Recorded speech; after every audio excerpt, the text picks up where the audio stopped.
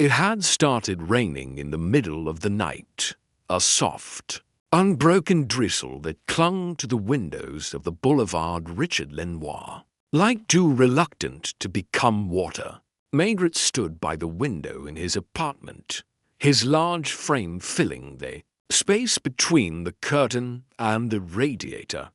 He wasn't dressed for work, only in slippers, a worn wool robe, and a pipe clenched loosely between his lips. His wife was still in the kitchen, humming without melody as she prepared the coffee she always made without needing to ask him how he wanted it. A quiet Sunday. He had no cases, no obligations, and he hadn't planned to leave the house at all. He watched the street more than he watched the people. There was something calming about the rhythm of umbrellas opening and closing, the hesitation of dogs at the curb, the way old women stepped over puddles like they'd done it 1,000 times. His pipe had gone out, but he didn't bother relighting it. A train horn moaned in the distance, long and weary.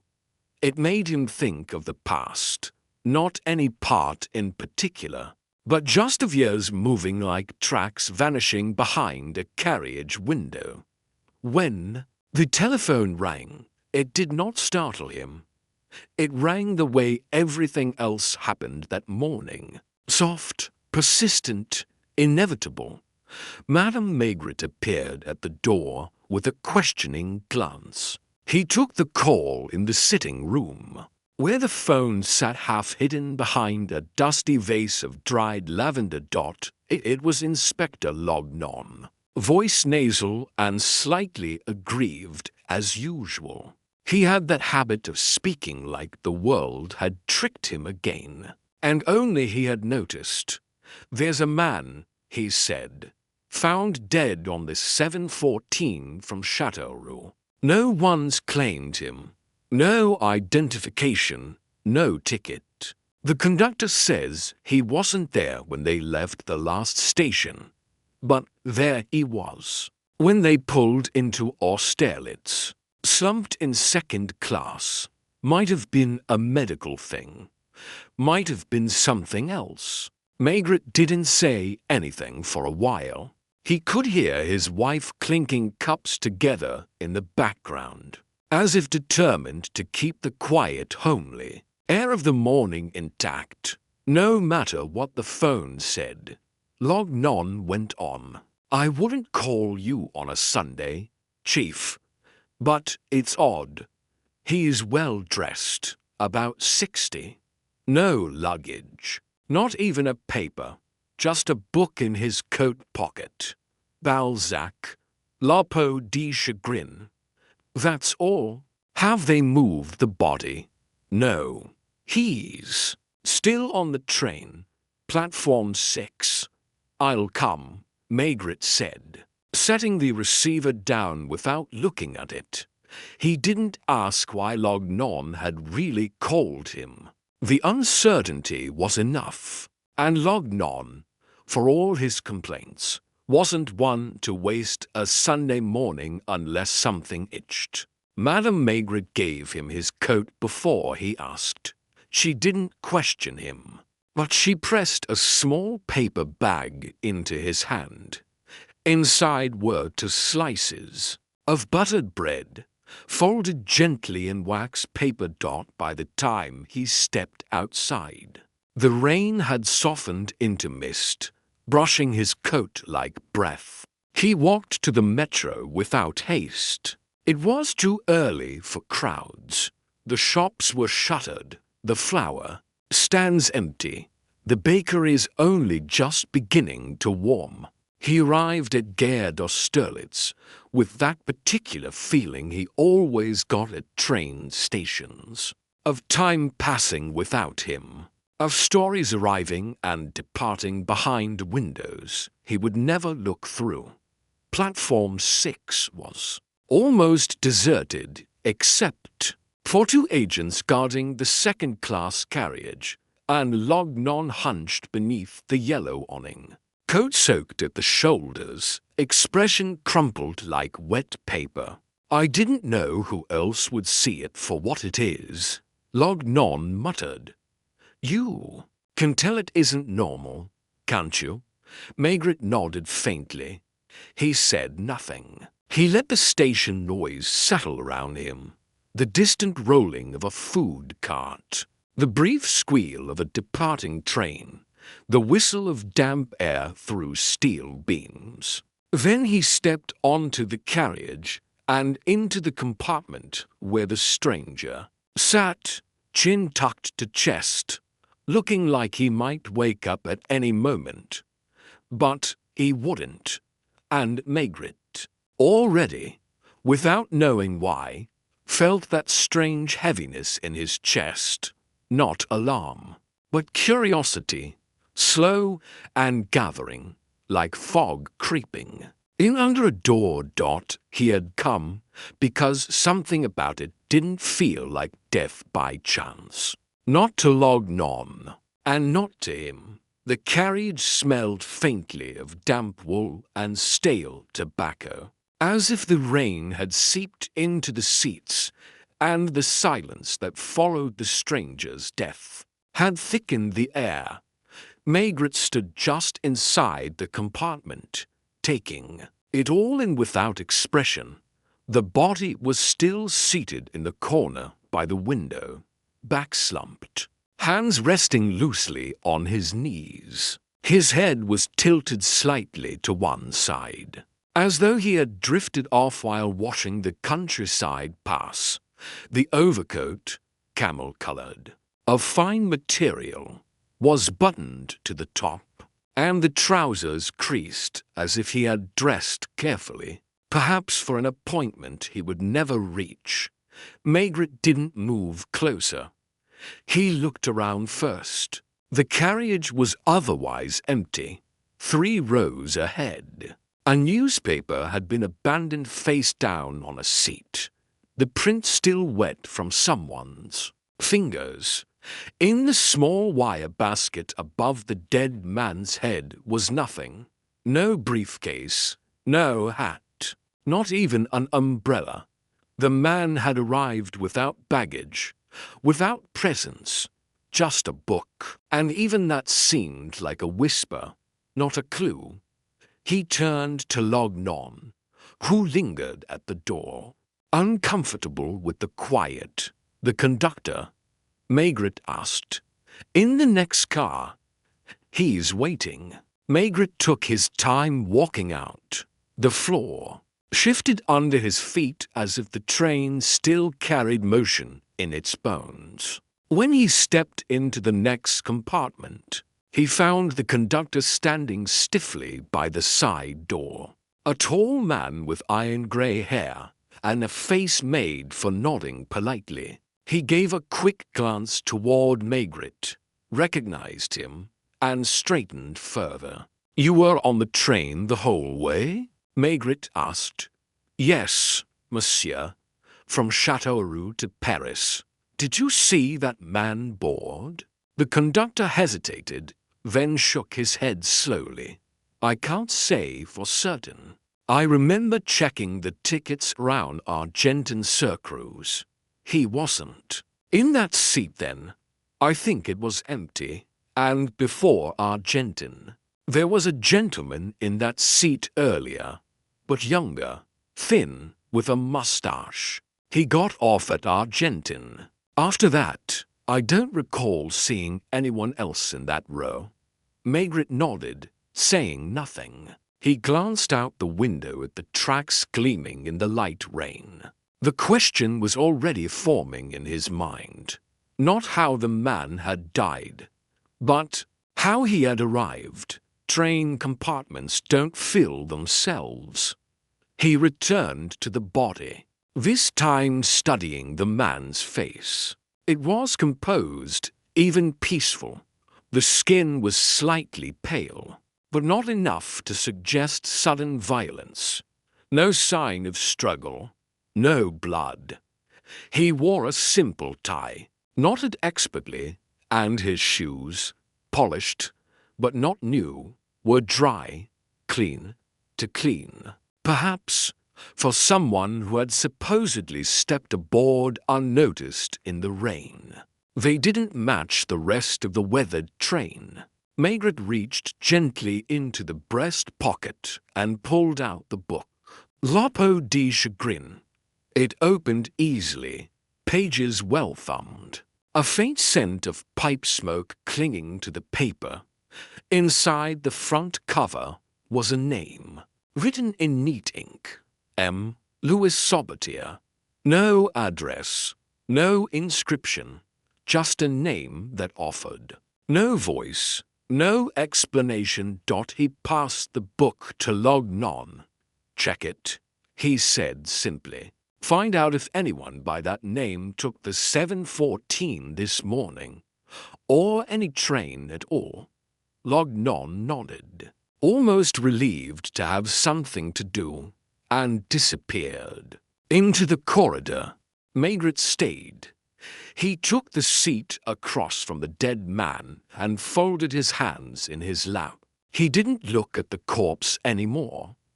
He looked at the rain tracing soft lines on the window, at the faint smudge of a fingerprint on the glass, at the grey outline of the platform where no one lingered. He waited. He didn't need answers yet. He needed to feel what didn't fit. A memory came back to him, unbidden, years ago. A woman found dead in a boarding house near Rue Mouffetard, with her shoes lined up neatly beside her bed. That case had started with the shoes, too. People don't die tiddily, not unless someone tiddies them. He reached into his coat, refilled his pipe, and lit it with a match. The smoke curled upward lazily. The man in the seat across from him, Monsieur Louis Sabatier perhaps, said nothing. But in his silence, something had already begun to speak, not in evidence, but in the way the ordinary refused to sit quite right. The rain had intensified by the time Margaret stepped off the train. His broad shoulders hunched slightly as droplets speckled the rim of his hat. A slow, soaking drizzle that flattened the usual bustle of Gare d'Austerlitz, softening voices and blurring the lines between movement and stillness. He lit another match, cupping his hand to shield it from the damp air, and puffed quietly. As he walked beside the tracks, he wasn't in a hurry. A body on a train that no one noticed boarding. That wasn't a case for rushing. It was a case for watching how the story resisted being told. Inside the terminal, he found a narrow office where the station records were kept. A tired clerk, balding and red-eyed from what appeared to be either a cold or a long night, gestured vaguely toward the register when Margaret showed him the name Louis Sabatier. Sabatier, the man mumbled, doesn't show on the passenger manifest for the 7:14. All names accounted for, at least the ones who bought tickets. Did any cancellations happen this morning? Unused seats? Or cash transactions? The clerk peered at the book with a squint, then shook his head. All seats sold properly. We had two late rivals, but they both checked in, and none by that name. Any idea if someone boarded unofficially? That's not common, not from Châteauroux. It's a staffed platform. Margaret thanked him with a nod and stepped back out into the corridor, where Lognon was waiting, wet and unsatisfied. No record of a Louis Sabatier on any train this morning, Lognon said. I had the central register checked. Nothing. Nothing. About the name at all. Lognon hesitated. There's a Sabatier listed in the 15th arrondissement. Retired accountant. But He's 78. This one's younger, maybe mid-60s, stockier. Doesn't match. Maigret took the information in without response. He had expected as much. Too easy. Otherwise, and Simenon's world, Maigret's world, was never easy because people weren't. Anyone waiting at the station? Looking for someone who didn't arrive. Not that we've found. But I've asked the officers to stay alert. Maigret didn't reply. He had already turned away, pipe-lit, fingers resting idly in the pocket of his coat. He walked back through the station, not looking at anything in particular, but watching everything. The woman folding her umbrella to slowly, the boy with the lopsided satchel, dragging his feet. The man pretending to read the timetable, glancing every so often toward the exit. Then, without deciding consciously, Maigret exited the station and crossed the street to a small cafe opposite the tracks. A dim, yellow light glowed from within, and he could already smell the overboiled coffee, mixed with the faint bitterness of wet wool and floor detergent. It was the sort of place where people sat too long over too little, and where conversations slipped out not by design, but by the weight of silence pressing too long on someone's chest. He took a table in the corner, ordered a demi, and let his coat steam quietly in the heat of the room around him. The few other customers barely glanced up. One woman in a hairnet stirred her tea without drinking it. A delivery boy read the sports page as if it might be his only reading of the week. A man with a shiny briefcase sat with nothing in front of him at all. It wasn't any of them. Not now. But someone, Maigret felt, would have seen him. The man on the train, or spoken to him. He was too clean to be homeless, too well-dressed to have walked far, and yet no ticket, no luggage, no name. He turned the book over again in his hands. L'Oppo di Chagrin, a story of a man who receives a magical talisman that grants wishes but shortens his life each time. Not a title carried casually. It was the kind of book someone rereads when they have something on their mind. When they're asking questions they wouldn't speak aloud. The door jingled. A small man entered, shoulders hunched forward, hat askew. He looked around, blinked twice, then approached the bar and ordered something quietly to hear. Maigret watched him a moment. Not because he was suspicious, but because his eyes darted nervously toward the window, toward the station across the street. When the barman served him, he turned just slightly, cup in hand, scanning the room. As if hoping not to be recognized, Maigret waited. A few minutes passed. Then he stood and walked slowly to the counter, pretending to browse the selection of cigars. He ordered a packet, lit one, and leaned on the bar beside the man without looking at him. "You were at the station just now," Maigret said softly. The man froze, mid-sip. He didn't respond. But the way he set his cup down, a bit too carefully, betrayed a flicker of alarm. "I'm not accusing you of anything," Maigret continued, without turning, "just wondering if you happened to see the man in the second-class carriage, camel coat. Died sometime during the trip from Châteauroux." The man's voice, when it came, was hoarse. "Dead?" "Yes," quietly. "No violence, it seems. But no identity either. You didn't see him." A pause. "I saw him."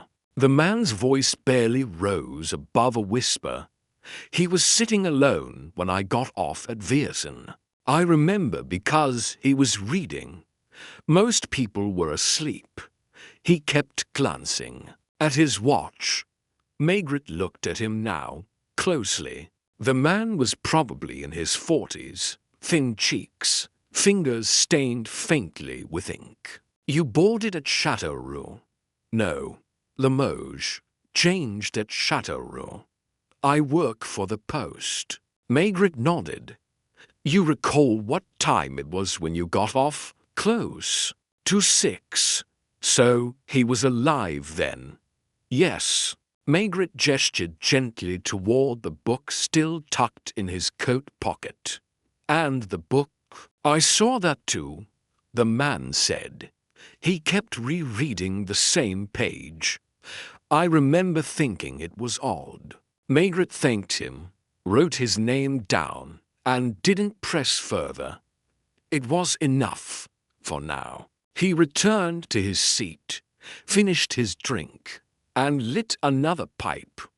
The man had been alive at 6, found dead at 7:14. An hour of travel. No signs of distress. No one recalled him boarding. But someone, surely, must have known he was coming. People do not ride trains to nowhere, reading Balzac with their shoes to dry and their pockets to empty. He would start with the name Sabatier.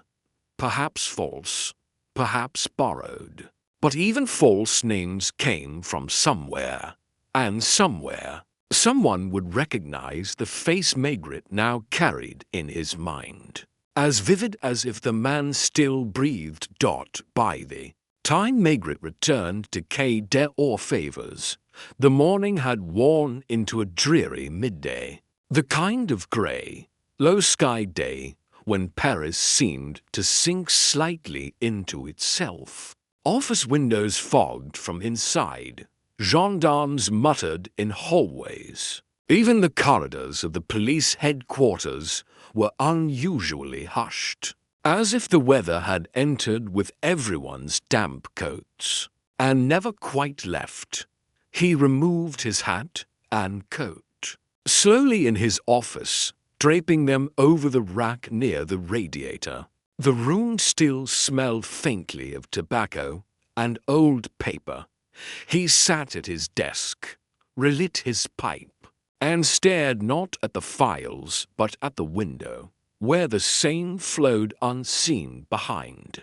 The mist. There was no official case yet, but Margaret's instincts didn't wait for paperwork. He jotted 2 words on the corner of a blotter, dry shoes, then underlined them without looking down. Janvier appeared after a soft knock, holding a manila folder. He looked curious, but Margaret didn't invite conversation right away. He simply nodded toward the chair opposite his desk. Janvier sat. We checked the name, Chief. He began. Louis Sabatier. There's no missing persons report, and no recent public records that match the man you described. But we found something odd.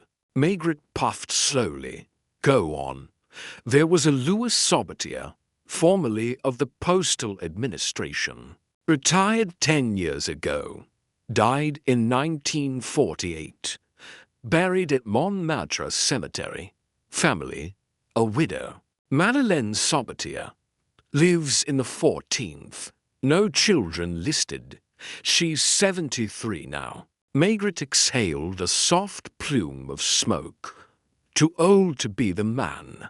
On the train. Yes, but the grave was recently visited. Fresh flowers. Last week. Who brought them? Janvier shrugged. We don't know. Cemetery caretaker said it was a man. Tall, grey coat. Didn't leave a name. Margaret tapped his pipe on the ashtray.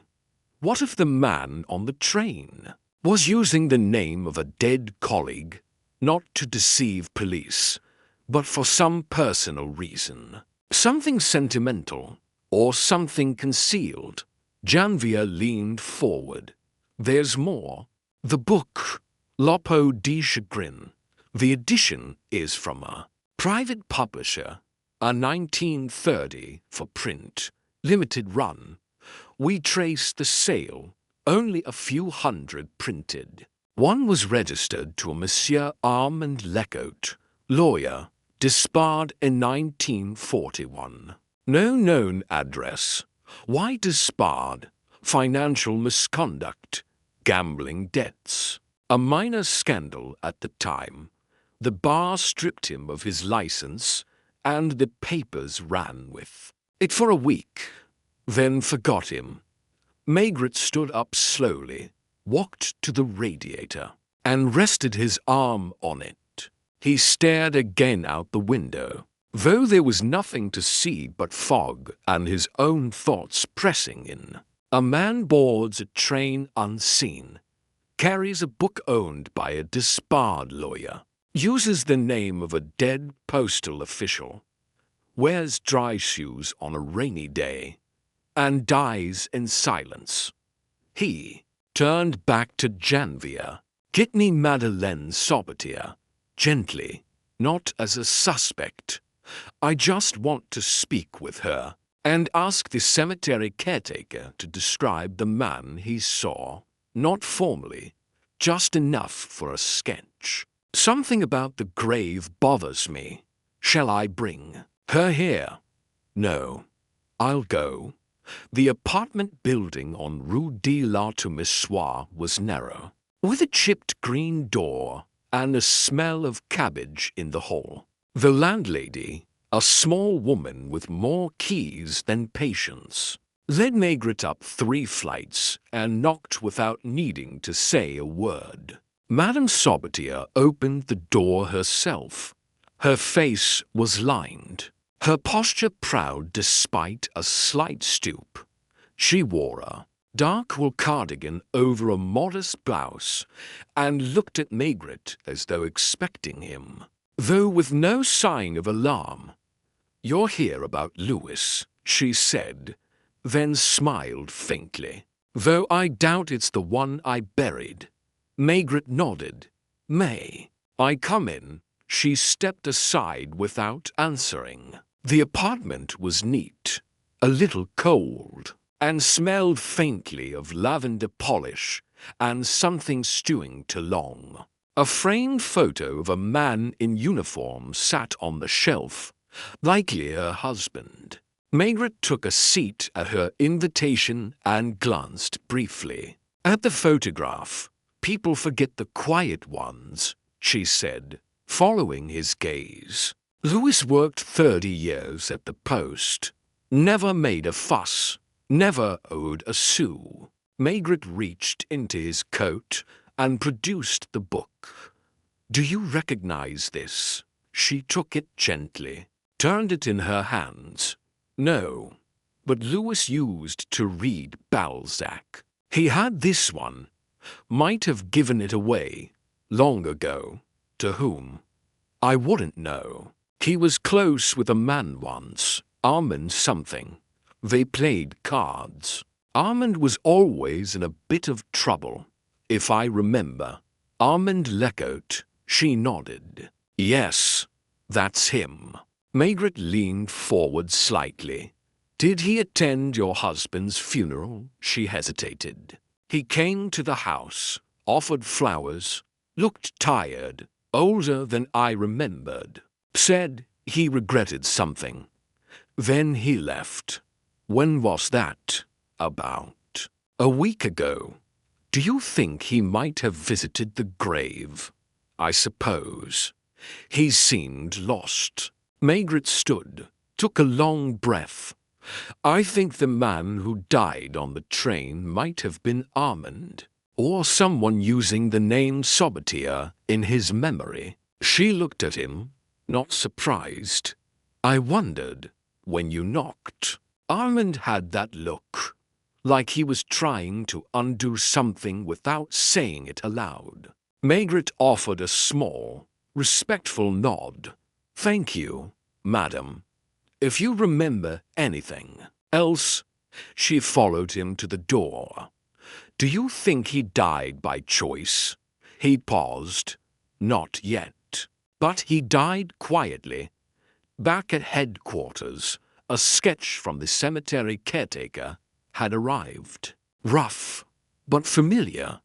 It matched the man on the train, down to the curve of the chin, the tired eyes, the folded collar dots so. A man whose name was lost, whose story was fractured, whose guilt or regret led him to a grave, and from there onto a train.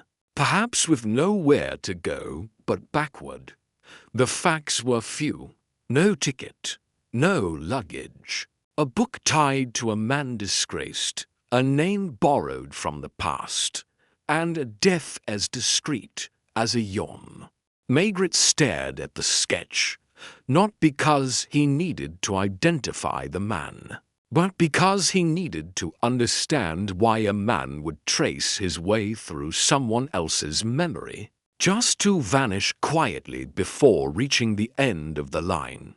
That evening, Maigret sat alone in his office well after the others had gone. The building had grown quiet, the footsteps in the corridor fewer, the voices muted behind doors that no longer opened. A dull hum from the radiator filled the silence, joined by the distant dripping of rain off the rooftop gutters.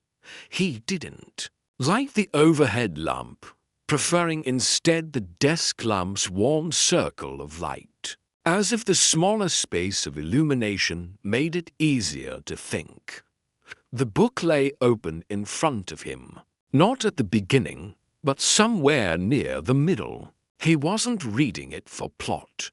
He'd read Balzac long ago, but for the feel of the thing. The way the pages had softened from touch, the spine creased into precise places. It had been handled with care, possibly affection, not something.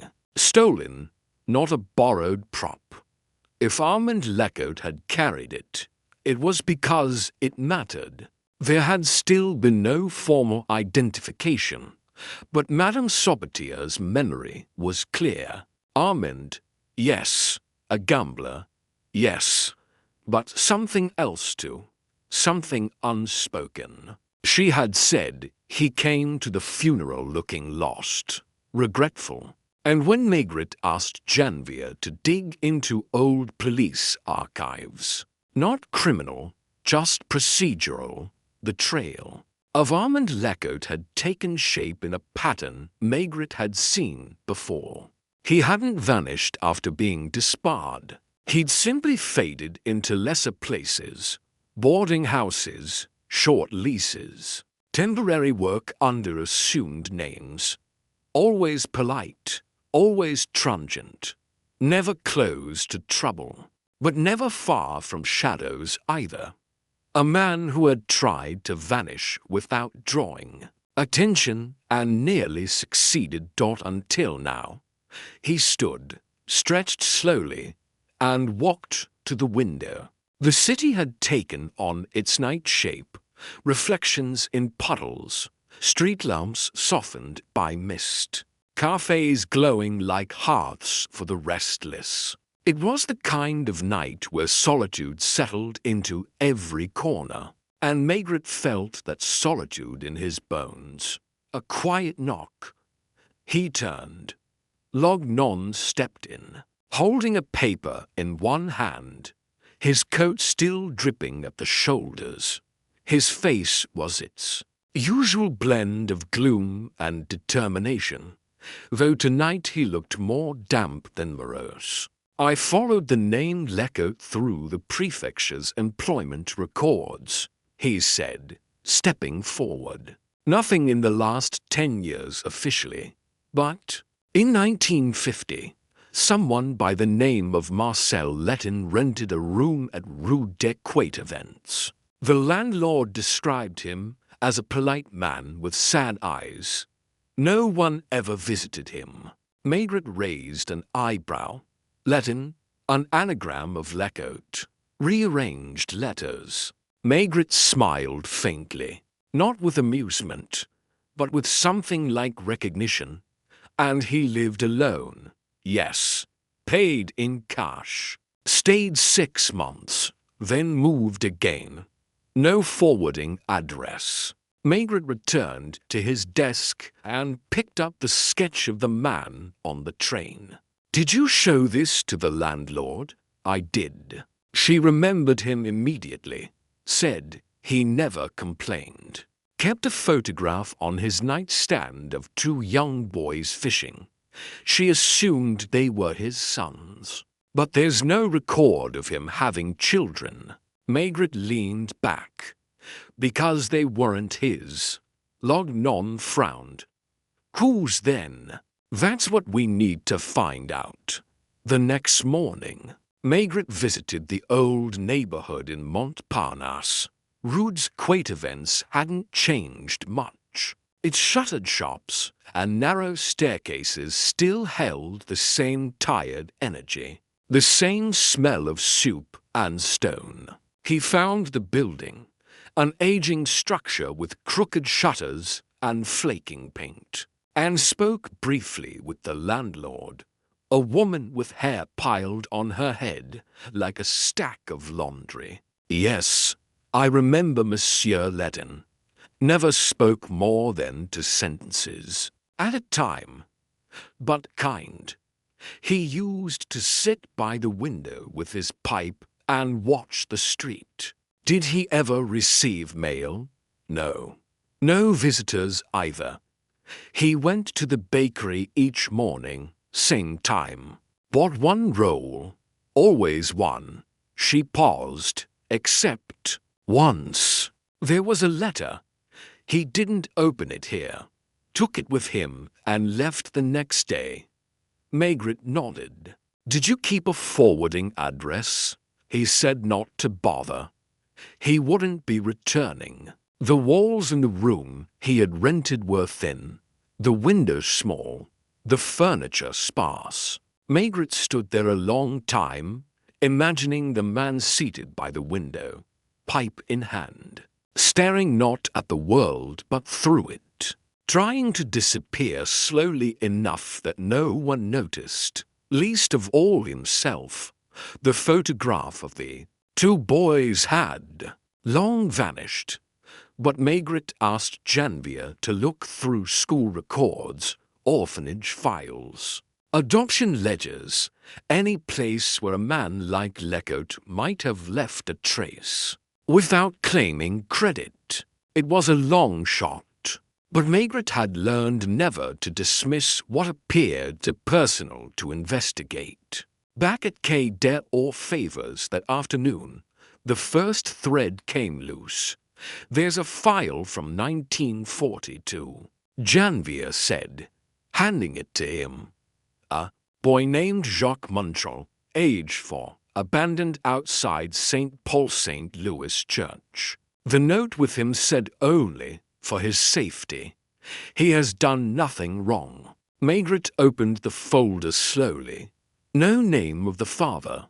No. But the handwriting matches a letter in the disbarment file of Lecote. A request for clemency. Same slant. Same capital R's. Margaret read the note again, softly, for his safety. "He has done nothing wrong." It wasn't a confession. It was a protection. "Munchel," he asked. "Adopted in 1946. Lives in Lyon now. Works in insurance." And the second boy, Janvier, shook his head, still looking. Margaret leaned back. The picture was taking shape, not cleanly, not clearly, but like a figure slowly emerging through fog. A man disgraced, disappeared. A child abandoned during the war. A grave visited after years of silence. A train ride undertaken in silence. A name borrowed from a man he once respected. And a book about a wish that shortens life each time it's granted. He imagined Armand, or Marcel, or whoever he had become, holding that book, reading it not as fiction, but as memory. Perhaps each page reminded him of a moment lost, a life he gave up to protect a child who would never know him. Not a crime, then, not even a deception, just a final journey by a man who wanted to sit beside the window one last time, to read Balzac, glance at his watch, and feel the train's motion without planning where to get off. And in the end, he never did. Maigret sat a long time with that thought. He didn't close the file. He didn't make a formal report. He simply wrote a short note and placed it inside the folder. The man on the train did not die of murder, nor of accident. He died from the weight of memory.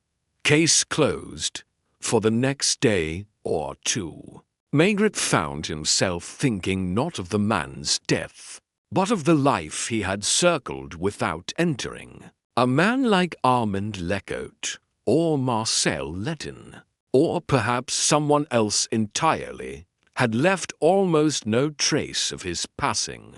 No official record of his final movements. No family to claim him. No possessions except a worn copy of Balzac and dry shoes on a rainy morning. It wasn't the death that unsettled Maigret. It was the restraint, the absence. A life folded in on itself so tightly it disappeared. He didn't reopen the case. He didn't need to. But something wouldn't rest. He returned to the train station, not as an inspector, but as a man retracing another man's final steps. Gare d'Austerlitz was as it had always been, functional, grey, indifferent to the dramas unfolding on its platforms. Maigret walked the length of platform 6 again, pausing at the spot where the body had been found. Then let himself drift toward the waiting areas, the small ticket counter near the cafe. The lockers against the far wall. There was no revelation waiting, no forgotten clue. But he watched the people there, a man struggling with a suitcase, a woman calming a crying child, a clerk stacking leaflets with mechanical precision, and he tried to see them, as Lecout might have seen them, not as strangers, but as something from which he had quietly, deliberately detached. The sense he had was not of fear, nor shame, but fatigue, a long, soft withdrawal from a world too loud, too unforgiving. The Balzac book, the train ride, the visit to a grave, none of it felt accidental. It felt, instead, like a closing gesture, a final movement rehearsed in silence. Back at Quai des Orfèvres, Janvier had continued searching for the second child. Maigret hadn't asked him to, not explicitly, but Janvier, like all who worked closely with Maigret, had learned to follow the trail even when it led away from the law. "We found something," Janvier said as Maigret stepped into the office. "A girl, left at an orphanage in Tours. Same year." Handwriting on the intake note is a match again. It says, "Her name is Elise. I cannot protect her and live." Maigret sat down slowly. He took the note and stared at it. Elise, not a common name then, and certainly not accidental. She was adopted by a family named Beutel, moved to Clermont-Ferrand in 1944. Married now. Elise Beutel Marchand. Does she know? No indication. There's no record of anyone visiting her over the years. No letters. Nothing. Maigret exhaled through his nose and rubbed his thumb across the folded edge of the note. I cannot protect her and live. It wasn't written with despair. It was written with finality, as though the man believed that by stepping out of the picture, he might allow her life to unfold unburdened. 2 children, likely his, given away during the war. And now, after decades of silence, he had retraced their shadows, not to reclaim them, but to make peace with what he had relinquished. The visit to Sobotier's grave, Maigret now understood, was symbolic. Sobotier had once been an honorable figure to Lecoq, a man who had lived modestly, without scandal, without harm. Perhaps in taking that name, Lecoq had been trying to borrow a kind of moral cleanliness, or, more simply, to disappear under a name no one would challenge. But it wasn't deception. It was reverence. Maigret asked Janvier to bring him addresses, not to investigate, but to understand. He wrote to simple letters, one to Jacques Montrel in Lyon, one to Elise Boitel-Marchand in Clermont-Ferrand. He didn't mention the train, or the death, or even the name Lecoq. He simply wrote that someone, long ago, had cared enough to watch from a distance, and that they had carried a book, and remembered. He sealed both envelopes and placed them in the outgoing tray. That night, Maigret returned home to his apartment on Boulevard Richard Lenoir. Madame Maigret was waiting as usual, a small casserole steaming on the table, the radio murmuring faintly from the kitchen. She didn't ask about the case. She never did. Not directly, but as she handed him his plate, she paused a moment and said, "You've been thinking too much." Again, Maigret smiled softly and sat. After dinner, they took their usual place near the window. She mended something, always mending, while he smoked and watched the street below. The rain had stopped, but the street lamps still glistened on the cobbles, casting shadows that moved even when nothing else did. "Do you remember," he said after a while, "that case in 46? The one with the piano teacher who disappeared?" She looked up. "The one who left her shoes under the bridge?" "Yes, you said she hadn't disappeared. She just stopped trying to be found." He nodded. There was a silence, and then she added, "Some people don't want to explain themselves. They just want to leave the world a little quieter than they entered it." He looked at her, then turned back to the window. "Yes," he said, "exactly." The next morning, he received a telephone call from the Austerlitz station. A porter had come forward. He hadn't realized it was important until he read the morning paper's small column about the unidentified man on the train. A single paragraph, no photo, just a line about the mystery of the quiet death. The porter said he remembered a man boarding at Châteauroux, late, almost too late. He wasn't stopped because he handed the conductor a folded note, something, stamped and official-looking. Said he was traveling under clearance from the ministry. Did he speak? Only to say, "Just let me ride." Maigret hung up, thanked him. So he had boarded, after all, not invisibly, just gently, with enough bearing, enough sadness, that no one had wanted to refuse him. That note, likely fake or borrowed, hadn't been meant to deceive. It was a final favor he had written to himself. Maigret didn't follow up further. There would be no autopsy, No charges, no name etched in an official file, just a note in Maigret's own logbook. Unidentified man, presumed Armand Lecote, died on train 7:14 from Châteauroux. Natural causes, purpose unknown. And that was enough. He closed the log, locked the drawer, and stood at the window once more. The city moved as it always did, slowly, relentlessly, with no concern for the quiet disappearances of men who had once made choices. No one would ever know. But Maigret knew.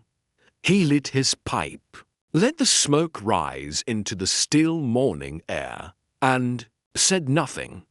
Maigret arrived at the office earlier than usual the next morning, before the hallway lights had been fully switched on, before the noise of clattering shoes and clipped voices filled the floors. He sat in silence, his coat still on, the windows slightly open to let in the smell of damp pavement and coffee from a nearby kiosk. The streets outside were still washed in grey light, the Seine moving like tarnished steel between the bridges.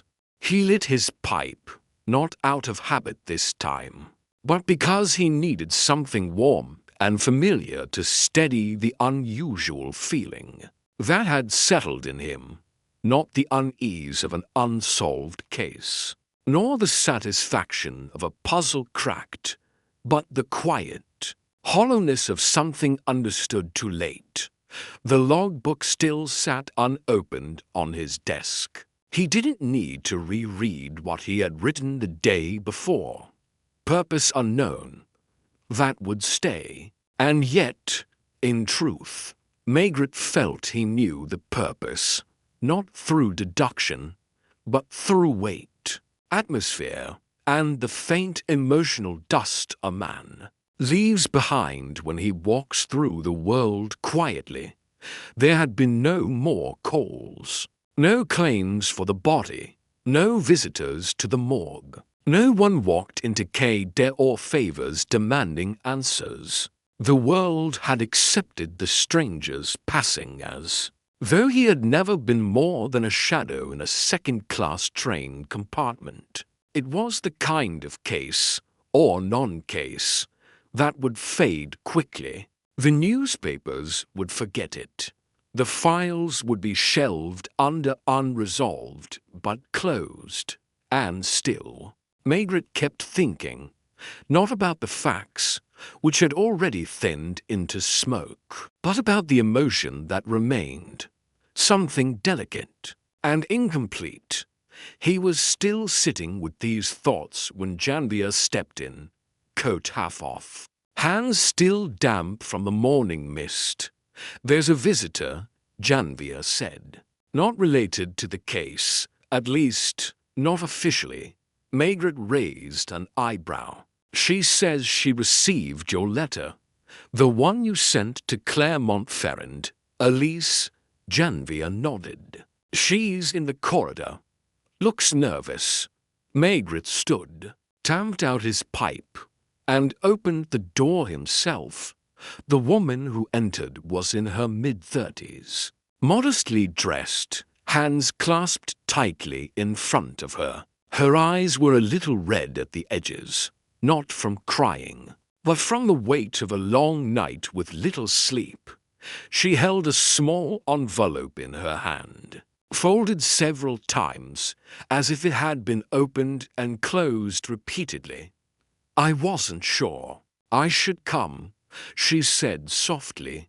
"You did well," Maigret replied, offering the chair across from his. "Please sit." She lowered herself onto the edge of the seat, back straight, still not looking directly at him. "I didn't recognize the name in the letter. You said someone had remembered me, watched from a distance. I thought maybe it was a mistake." "I don't think it was," Maigret said quietly. "But who would it be?" My parents told me I was adopted during the war. That someone left me in Tours with a note. That's all. He studied her face. It carried something of the sketch from the cemetery, something faint in the eyes. Not a resemblance, but a rhythm, a familiar stillness. I think it was your father, he said. Her hands gripped the envelope more tightly. He's dead, Margaret nodded. He boarded a train under another name, sat alone, read a book. He didn't make it to the last stop. She was silent for a long while. He didn't interrupt. She was not crying, not even trembling. She was simply absorbing something that had been out of reach for a lifetime, and had now arrived not with answers, but with presence. Why wouldn't he say anything? She asked at last. Why now? I think he didn't want to disturb your life. Or perhaps he didn't know how to begin. Some men, they fear what their absence has done, more than they ever feared the reasons they left. She looked down, at the floor, then at the envelope. He left me a name, no, but he left a book, and 2 notes. One for you, one for your brother. I have a brother. Margaret nodded. You do. He lives in Lyon. I wrote to him as well. He hasn't replied yet. She looked away again. It feels strange. I don't know if I'm sad, or angry, or grateful. You don't need to decide, Margaret said. You don't owe anyone anything. But sometimes, knowing the shape of someone's silence helps. She stood then, slowly. May I see him? Margaret hesitated for only a moment. Then he said, Of course, I'll arrange it. As she left, her back straight and her steps measured, Margaret watched her disappear down the corridor like someone moving between worlds. The one they knew, and the one that had always been waiting behind. A locked door. He spent the rest of the afternoon walking, not in search of anything, just listening to Paris, the sound of wheels on wet stones, the clatter of dishes from a lunch service winding down, the rustling of leaves against railings. He passed cafes where old men played cards, and tobacs where clerks read newspapers behind glass counters. He stood briefly on a bridge over the Seine and watched a boat glide past, its motor low and even. He thought of Armand Lecourt, disbarred in disgrace, vanishing in wartime, giving up to children, to strangers. He thought of the grave of Louis Sabatier, adorned with flowers by a man who had no family name left of his own. He thought of the train, that quiet metal womb, and how it must have felt to die there with the window at your side, the countryside, passing like a memory you'd never dared keep. Margaret didn't cry. He never had, not for strangers, but he felt something shift in him, not pain. Not pity, just a small alignment, as if something long off kilter in the world had clicked into place. Even if no one else noticed that evening, at home, he poured himself a small glass of Calvados and sat beside Madame Margaret, who was knitting something with blue wool. The radio played a soft waltz in the background. She looked up once and said, You found your answer. He nodded. And it's not for the files. No, he said. It's not for the files. She didn't ask more. She never did. Instead, she placed her hand gently on his for a moment, then went back to her knitting, and the two of them sat in silence. as the city outside shifted once again from day into night. The following day, the envelope came, not one of the usual police correspondences, not the bureaucratic forms stamped and typed by some invisible clerk. This was personal, cream-colored, handwritten, sealed with care. Maigret found it on his desk that morning, placed quietly atop the blotter, with no note from Janvier or lognon about its rival. He turned it over once before opening it. The handwriting was neat, deliberate, and unknown to him. Inside was a short letter. Monsieur Maigret, I received your letter. I've read it many times. I did not know that my name was once Montreal. I only knew that I had come from elsewhere. A church step, a closed file, a kindness I never earned. I have no anger, only a question I do not know how to ask. You say he remembered me, that he watched from a distance, that he boarded a train alone, that he read a book. I want to believe this was love, though it has no shape I understand. I will not come to see him. I do not think I could bear it, but I will keep your letter, and I will remember. Thank you for giving me this truth. It is quiet, and it fits.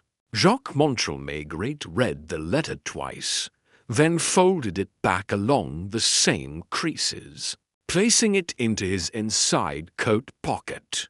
He didn't file it. It would remain with him, not in a drawer, but on his person, like something half-spoken. He wasn't quite ready to let go. There was nothing left to solve, nothing to pursue. The body of the man on the train, still identified officially as unknown male, estimated age 65, had been processed quietly. The papers had stopped reporting on the story. No one had claimed the belongings. No next of kin had come forward. Even the inspector from the Transportation Bureau had accepted Maigret's summary with a shrug, and a vague line about the increasing oddness of modern suicides. But Maigret never wrote the word suicide in his notes, not because he doubted it. Exactly. The death had been quiet, undisturbed, medically free of violence. No struggle, no poison, no marks of trauma. But calling it suicide felt too direct, too simplistic. There was something else in the way the man had gone about it. It wasn't a rejection of life. It was a retreat, an exhalation. He carried the feeling with him that morning as he made his usual circuit down Boulevard Voltaire, past the cafe with the red awning where he sometimes paused for coffee, and through the side streets of the 11th arrondissement. He passed a newspaper stand and caught a glimpse of a headline about a political scandal, another about a factory fire in Rouen. Nothing about a quiet man with a borrowed name and a book by Balzac. As he turned a corner, he saw an elderly man adjusting the awning of a tobacconist's shop.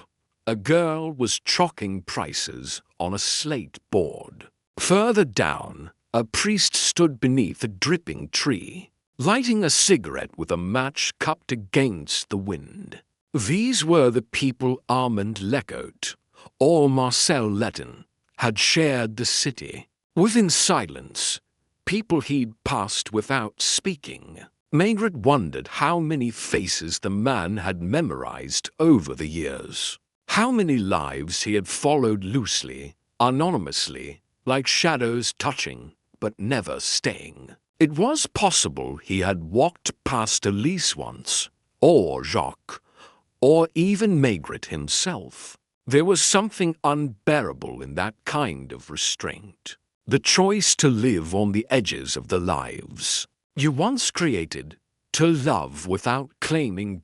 Later that day, Margaret visited the morgue, not because anything had changed, but because it felt unfinished. The attendant on duty, a young man with spectacles too large for his face, guided him without question to the cold drawer labeled M23. No family name, no date of birth, just that. The face, when revealed, had not changed, still peaceful, still vaguely distinguished. The lines of the mouth were faintly curved, not in a smile, but in the absence of pain. He had died seated, after all, his head turned gently toward a window. There had been no panic, no last gasp, only quiet. Margaret stared for a moment longer, then said softly, "I don't think you wanted to be found, but you left just enough." He closed the drawer himself, thanked the attendant, and stepped back into the corridor. There was nothing morbid in the visit.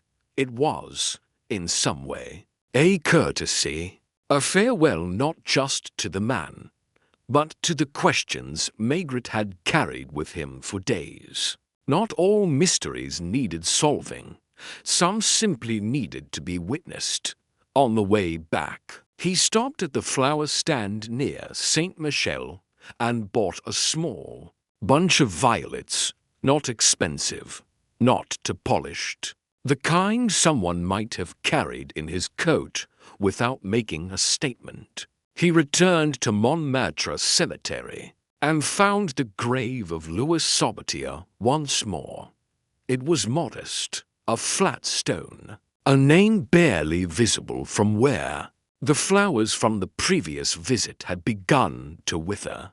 Margaret placed the violets gently beside them. "I think he admired you," he said aloud. "You lived the life he couldn't, quiet, straightforward, without shame. No one heard him. No one was meant to." He walked the length of the cemetery slowly, not thinking any more about clues or conclusions, just about time, and how it had passed through this man's life, not in great events, but in hesitation, in absences, in the soft movements of someone trying to disappear respectfully. When he returned to the office that evening, he found a small envelope addressed to him. Inside was a single photograph, 2 children, seated on a bench, a fishing rod between them, the water behind them still and silver.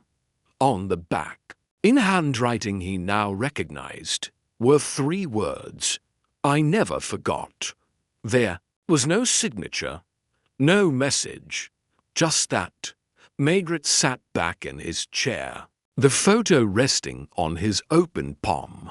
He imagined the man on the train looking at this picture in his final hours, not out of sorrow, but out of remembrance, not to change the past, but to carry it with him as he stepped beyond it. He placed the photo inside the Balzac book and slid both into the top drawer of his desk. Then he closed it gently, stood, and turned off the lamp. The day was over. A week passed, then another. The city moved forward, as it always did, indifferent to the quiet ends of quiet men. The trains still departed each morning from Gare d'Austerlitz. Policemen still filled out forms in triplicate. People still died, and most of them left behind clearer explanations. But the man on the train, Armand, Marcel, or whatever name he had finally died with, faded from conversation, even within the narrow circle of those who had known. But not for Margaret. There were cases that lodged themselves under the skin, not because of drama, or horror, or mystery, but because they whispered something personal, Not about the criminal, but about the inspector himself. And though this man had committed no crime, Margaret thought of him daily. The photograph remained in the drawer, the Balzac book beside it. Neither were official exhibits. Neither were recorded in any ledger. They were remnants, emotional artifacts, no longer pieces of a puzzle, but fragments of a man who had walked through life as though hoping to be neither seen nor misunderstood. Margaret often found himself reflecting on that, the wish not to be misunderstood. It was something he understood too well. All his years as a detective, all his quiet hours watching people lie and falter and break, he had come to see guilt, not as something rooted in law, but in loneliness. The man on the train had not died because of a sin. He had died from carrying memory without release. That morning, Margaret sat at the café near Place Dauphine, a little to the left of his usual seat, just enough out of routine to feel new. He was watching people again. The old habit never left. A woman trying to light a cigarette with hands that trembled slightly. A man in a suit pacing with the particular rhythm of someone rehearsing an apology. A child eating a croissant slowly, as if testing each bite for trust. He thought of Jacques and Elise, the children given away for their own safety. What had they inherited of the man they never knew? Perhaps nothing. Perhaps too much. Elise had come to see him, but she hadn't returned. Jacques had written, but he'd kept his distance. Margaret didn't blame them. Some truths arrived too late to fold neatly into one's life. And some truths weren't answers, just echoes. He paid his bill and walked south toward the river, letting the cold air fill his lungs. The season was beginning to shift, a faint crispness in the air now, enough to sting the fingers. The leaves had begun their slow curl, bronzing at the edges, preparing to fall without hurry. At Quai des Orfèvres, the mood was usual. The clatter of footsteps, a typewriter clacking faintly behind a closed door. Someone in the corridor laughing too loudly at something likely not funny. Margaret stepped into his office and found a note on his desk. Written in Janvier's sharp handwriting, a woman called from Orleans. Asked about the unidentified man on the train. Wouldn't give her name. Said she might know him. Left no number. Just said she'd call again. Margaret stared at the note. A new voice, unexpected. After silence had nearly closed the circle. He didn't alert the morgue. He didn't alert anyone. He simply waited. That day passed. Then the next. On the third day, the call came. He answered it himself. A woman's voice. Soft, deliberate. Perhaps 50. Perhaps younger. Age flattened itself in the voice when it carried enough restraint. He wrote to a woman named Elise. She said without introduction, "She showed me your letter." "Who are you?" Margaret asked. "A friend." From long ago, Armand wasn't supposed to be found. "You knew him." "I knew the man who disappeared," she said. "Not the one who died. That man. I think he was already fading when I knew him." There was silence. Margaret let it stretch. "I met him in 1941, she said eventually. "In Tours. I was a nurse then. We had a connection. Brief. But it stayed." Margaret listened without comment. "I never knew about the children," she continued. "Not until much later. I think he didn't want me to. He believed he'd endangered them by being near them. There were things he couldn't explain.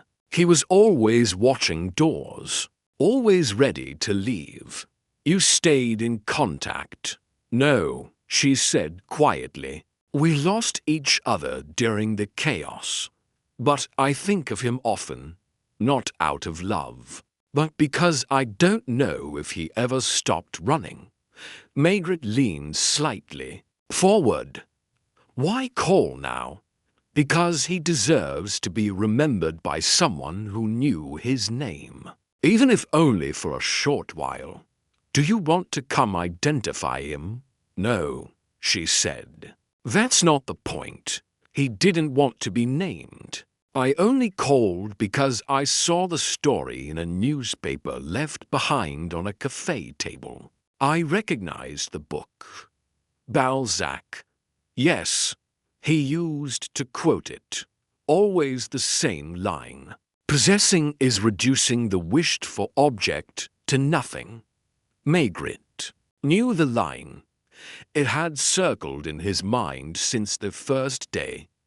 I'll mark your name in the record. He said gently. No, she replied. Please don't. Let him remain unfiled. That's the only thing he ever asked for. And then she hung up. That evening, Margaret walked alone by the river. No coat, no destination. Just the steady fall of his steps and the weight of the conversation. Resting quietly in his chest. A man who quoted Balzac. A nurse who remembered him. Children who bore the shape of a man's absence. And himself, the detective who had never arrested anyone, never drawn a weapon, never solved a puzzle, just a man who had listened and waited, and tried to hear the things that weren't being said. He stopped near Pont Neuf and looked out at the water. A barge passed beneath, its motor low and rough, across the river.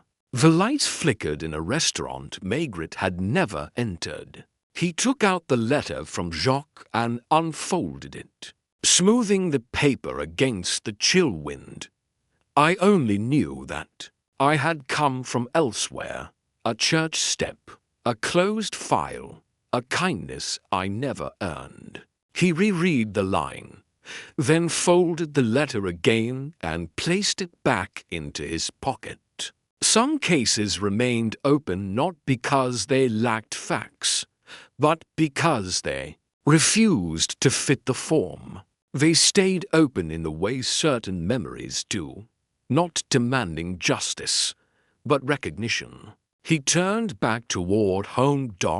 And the city, as always, made no announcement.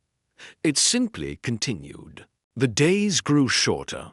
Autumn crept in with quiet certainty, yellowing the chestnut trees along the boulevards and bringing a chill. That Margaret felt most in his joints. Rain returned, steady, familiar, painting the city in softened reflections, and leaving faint rivulets on the windows of his office. Life in Paris resumed its pattern: petty thefts, bitter divorces, misplaced jealousy turned violent. The usual sadnesses people brought one another. Yet something had shifted in Margaret. Not outwardly. He still smoked the same pipe, still listened. More than he spoke, still answered most questions with silence. But inwardly, the man on the train had carved a hollow, not a wound, but a space.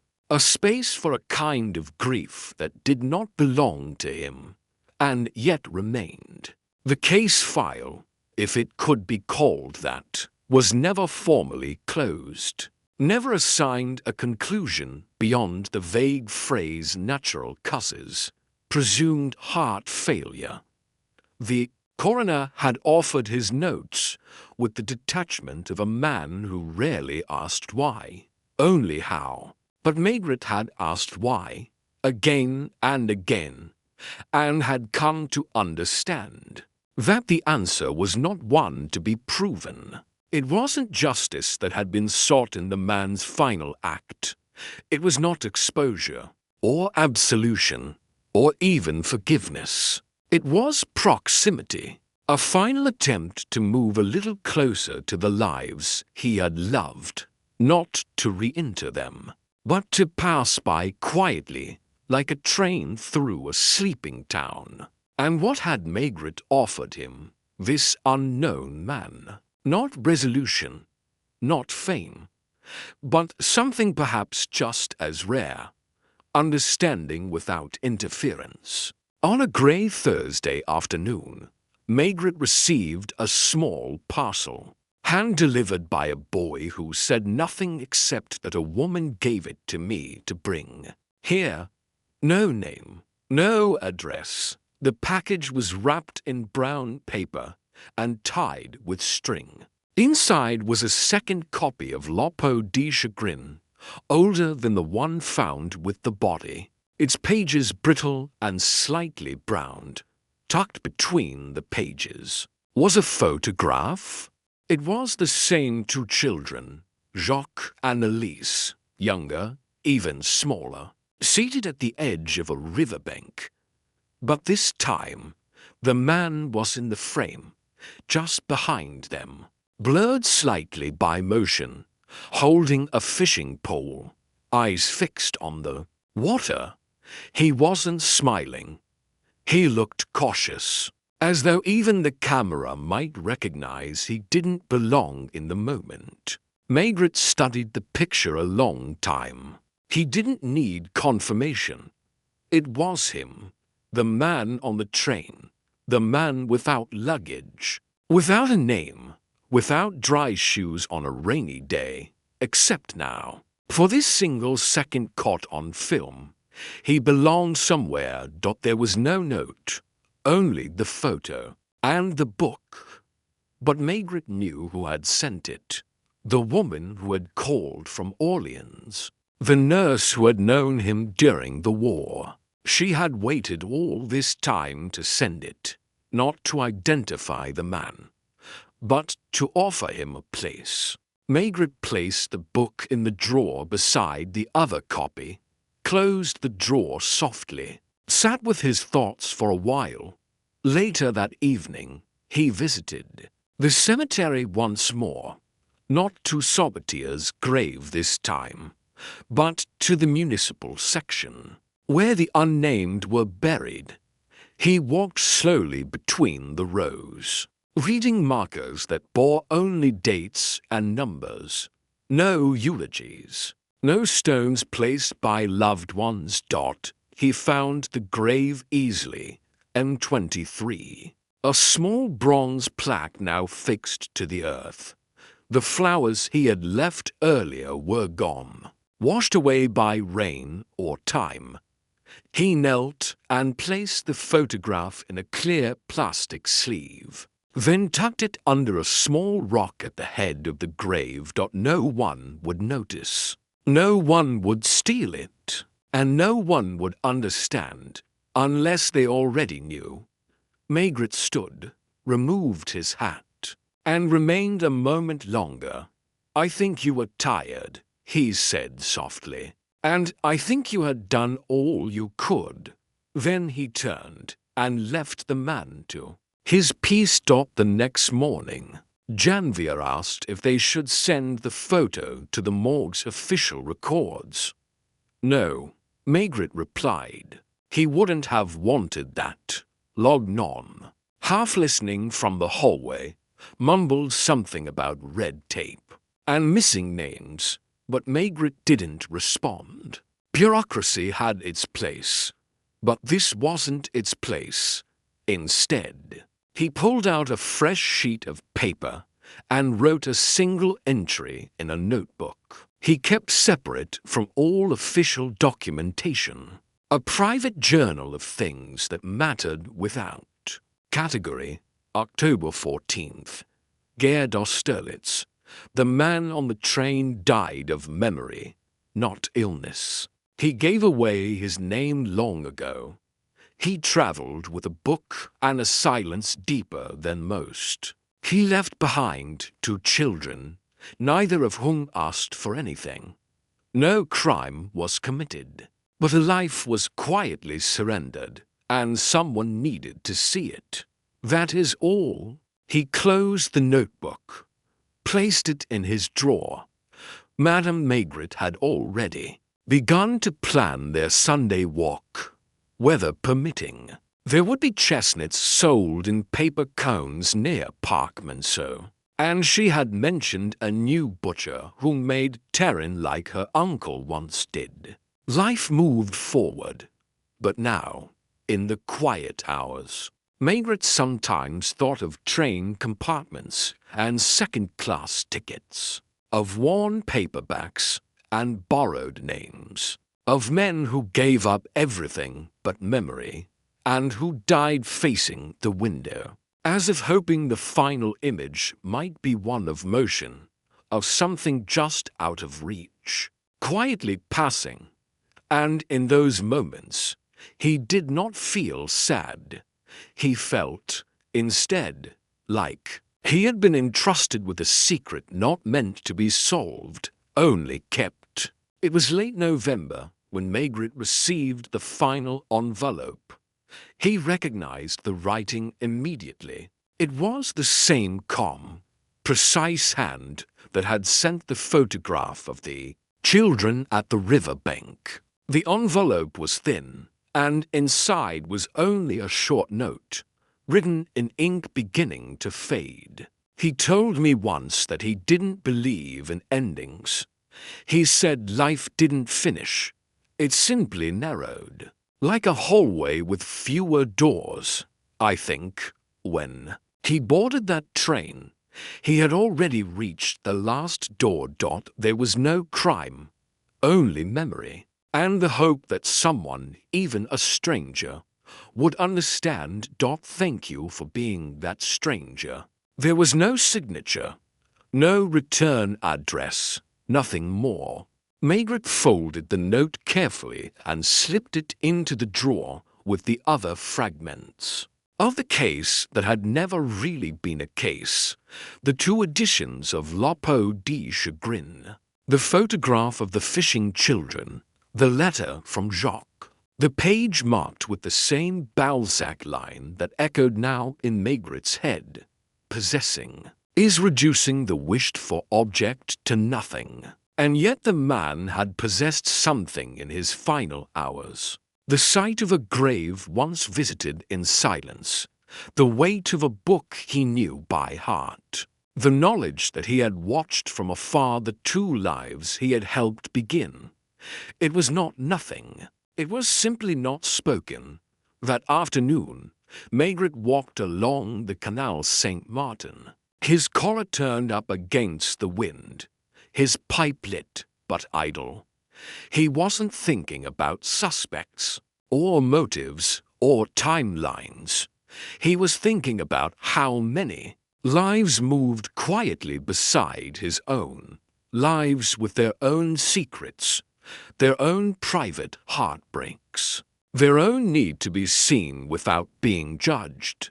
He passed the bakery where he used to buy Madame Maigret her favorite pastries, the newspaper stand with the slanted roof, the narrow bench where a man once waited to confess a lie he had told himself for years. It all returned, without grandeur, without fanfare, just details. And now the man on the train had joined them, not in the ledger, but in the shadows Maigret would carry. The gallery of silent lives that had trusted him not with guilt, but with truth. Later that evening, he stood once more at the window of his apartment, watching the city settle.